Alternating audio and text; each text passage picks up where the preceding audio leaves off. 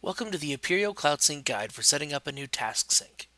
Task syncing is a new feature to Appirio Cloud Sync that allows tasks in Salesforce to sync with Google Tasks.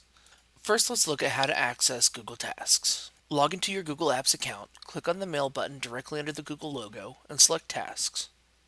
This will open a new contextual box in the bottom right-hand corner of your Google Mail window displaying your tasks. Now that we know how to access Google Tasks, let's set up a new task sync in Appirio Cloud Sync. Log into salesforce.com and access the Appirio Cloud Sync application. On the My Syncs page, click on the New Task Sync button. You should be presented with the new Task Sync settings window. The first section, titled Settings for Salesforce Tasks, will dictate which tasks will sync from Salesforce and to Google. Here you can choose All, None, or Custom.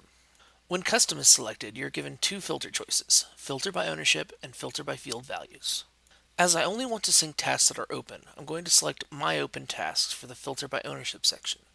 In the Filter by Field Values section, I can select any field that my organization has included in the task object. I can also select an operator and a value. As mentioned before, I want to sync all of my open tasks, so I'm going to leave this section blank. The next section is Settings for Google Tasks. Here I can define which tasks will sync from Google into Salesforce. Once again, we are given the options All, None, or Custom.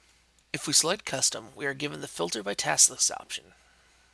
Here we can choose one or more task lists within Google Tasks to sync to Salesforce. There is also an option to ignore tasks marked as complete in Google, which is selected by default.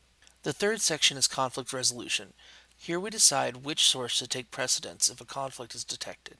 As I make all of my changes to tasks in Salesforce, it is the most up-to-date, and I should take priority if there's a conflict. Lastly is the Advanced Options section.